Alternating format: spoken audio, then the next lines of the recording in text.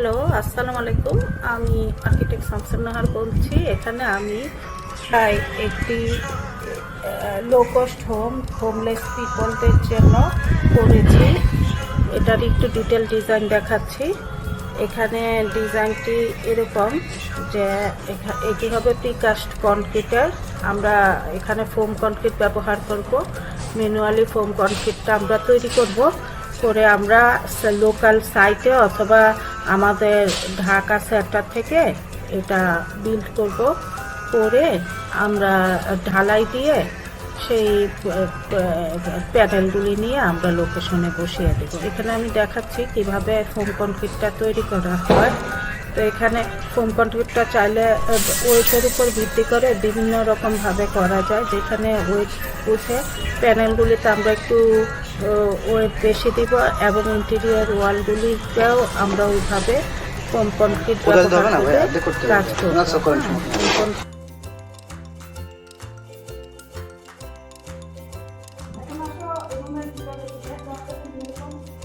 প্লাস্টিকের ফ্রেম করে দরজাগুলি দিবা, ইন্টেরিয়রে ভিতরে ভিতরে শীট দিবা, এরকম শীট দিবা, দিয়ে শীটের উপরে ইনসুলেশন মানে গরম যেন না আসে, বৃষ্টির যেন মানে আওয়াজ যেন না আসে।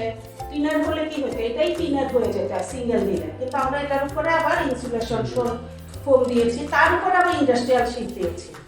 এগুলি চ্যানেল বক্সে, ওই যে দেখো দুই চ্যানেল, এরকম চ্যানেল বক্সে বিম হবে, চারিদিকে বিম হবে।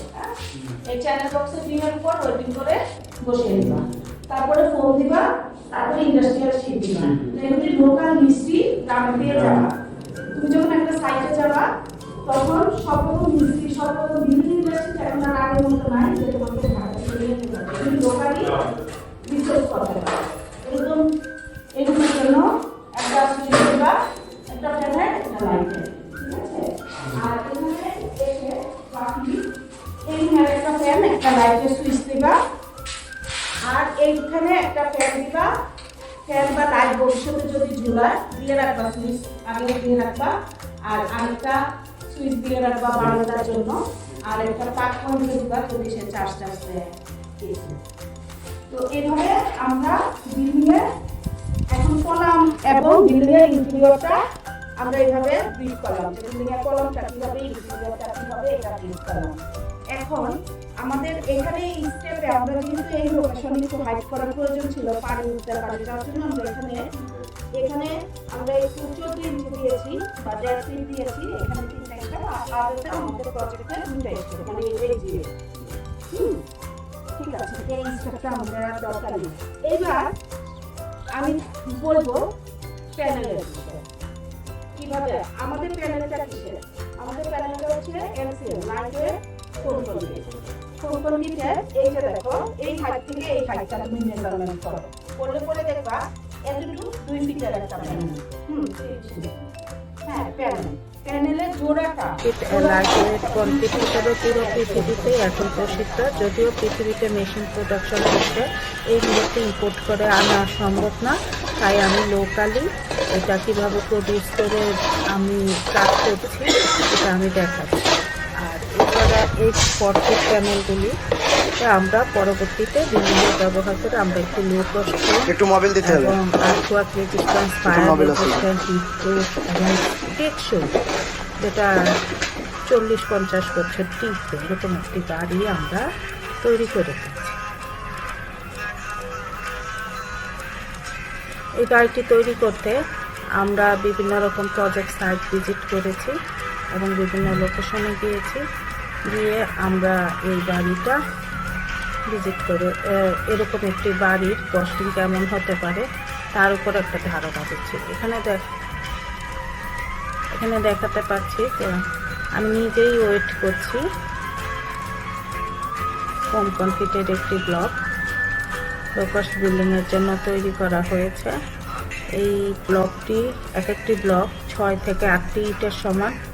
তাহলে এখন বুঝেন 6 থেকে 8টি ইটে কত স্কয়ার ফিট কভার হয় এবং এগুলি ক্যারি করে নিয়ে টেকসইভাবে কাজ করা যায়। এছাড়া বিল্ডিংয়ের অনেক কাজ আছে, যেমন বারান্দায় ছোট হাফ প্যারাপেট ওয়াল, ছাদের প্যারাপেট ওয়াল ইত্যাদিগুলিও লো কস্ট হোমে হ্যাঁ, এগুলিও আমরা চাইলে ফোম কনক্রিট দিয়ে করতে পারি। এখানে আমি একটা ছোট একটি মডেল আকারে দেখিয়েছি যে কীভাবে কনস্ট্রাকশনকে সাধারণত করে এবং কালারগুলি কীভাবে করতে হয়।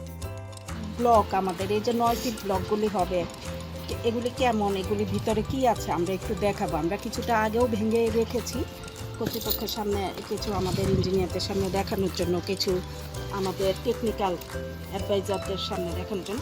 এখন আমরা এই প্রজেক্টে আরেকটি কর্নার ভাঙবো, ভেঙে আমরা দেখাবো। এবং ও ভাঙবো, যে ভাঙার ম্যাটেরিয়ালটাও কিন্তু আমাদের আরেকটি ব্লক। তো এখন একটু ভাঙবো।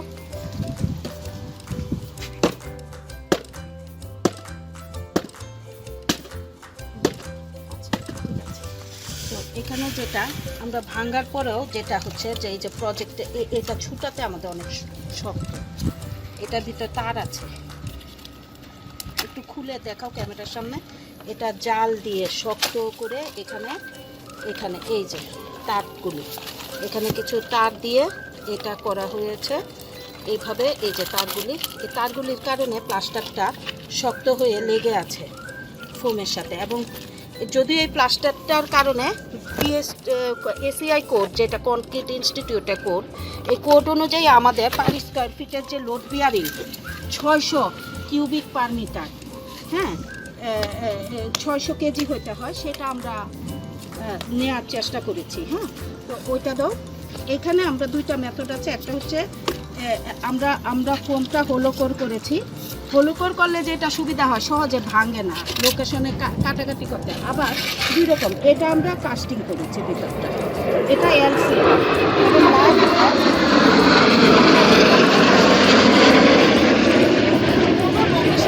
যদি আমরা হোলোকোরটা সাধারণত ইম্পোর্ট করতে হয়, এটা অনেক এক্সপেন্সিভ, ইম্পোর্ট করতে হয়, সব লোকেশনে এটা থাকে না। কিন্তু এই গুঁড়া ফোমটা সব লোকেশনে গুঁড়া ফোমকে ক্র্যাশিং করে করা যায়। তো যেহেতু এটাই লোকালি অ্যাভেলেবল ইন্ডিজিনিয়াস ম্যাটেরিয়ালের উপর একটি অল্টারনেটিভ টেকনোলজি বিল্ডিং, সেই ক্ষেত্রে আমরা এই গুঁড়া ফোমটাকে নিয়েও কাজ করছি, হোলোকোরটাকে নিয়েও কাজ করছি, এবং এইভাবেই আমরা বিল্ডিংটিকে ধাপে ধাপে তৈরি করছি। মেনটেনেন্স করা যায় ঠিকমতো। মেনটেনেন্স বলতে বিল্ডিংয়ে যদি জোরে জোরে হাতুড়ি দিয়ে না বাইরে ভেঙে ফেলা হয়, বিল্ডিং 20 বছর দেখতে। আর এটার সাথে ক্লিপিং কলাম আছে, কলম বা লোকাল, ওগুলিকে ব্যবহার করে গ্রামের মানুষ শিখবে কীভাবে এই টেকনোলজিটাকে অ্যাডাপ্ট করা যায়। আর এখানে হচ্ছে বড় একটি বিল্ডিংয়ে দেখেছি যে ফোমগুলি কীভাবে ওয়ালগুলি তৈরি করে কনক্রিটে ইত্যাদি দেখিয়েছি। এছাড়া আমরা ফোম কনক্রিটগুলোকে ব্যবহার করে এগুলোকে ট্রাকে করে সারা বাংলাদেশে যে কোনো স্থানেই আমরা নিয়ে যেতে পারবো। নিয়ে এগুলি প্যানেলগুলি আমরা সেট করে দিতে পারবো। প্যানেলগুলি সাধারণত 6 ফিট স্পানের হয়। এবং খেয়াল করবেন যে আমরা চিকন রেলের যে স্লিপার আছে না, ঠিক স্লিপারের মডেলে একদম স্লিপারের মাপে ওই ডাইসটাই আমরা ফলো করে কাজ করছি। ওই রকমভাবে আমরা ঢুকিয়ে দিচ্ছি ওই প্যানেলগুলি। হ্যাঁ, এটা স্টিলের অ্যাঙ্গেলও হতে পারে, আবার ঢালাই করেও আমরা প্রিকাস্ট করে এনে কলামগুলি তৈরি করে এনে আমরা এইভাবে আমাদের 6 জন লেবার দিয়ে এইগুলি বসে আমরা এখান থেকে আমরা কাজটি করে দিতে পারছি। এখানে বাসে ক্যারিং খরচটা আমাদের বেড়ে যায়, প্লাস এগুলিকে খুব যত্ন করে আনতে হয়। তবে আমরা যদি একটু সময় দেওয়া যায় আমাকে বিল্ডিংটি বানাতে, দেখেন আমি প্রিকাস্ট ওয়ালে একটি আবার ব্রিক টেক্সচারও নিয়ে আসছি। হ্যাঁ, তো এটা হচ্ছে শীটের মধ্যে টেক্সচার ফর্মটা করে রাখলে তখন এটা এরকম একটা সুন্দর ব্রিকের স্ট্রাকচার আসে। বসানো তেমন কোনো কঠিন কাজ না। আর এখানে দেখাচ্ছি যে এই যে এটা হচ্ছে 3 ইঞ্চ ব্রিক্স। এই যে এখানে আমি স্লিপারটা দেখাচ্ছি যে স্লিপারগুলির মাপেই কিন্তু ওই যে আমার ঢালাইয়ের এটা। আর একদম রেল স্টেশনের পাশে আমি এটা একটা প্রজেক্ট করেছিলাম, কিন্তু এটা দেশের বাইরে। যার জন্য মানে ইন্ডিয়া কেরালা।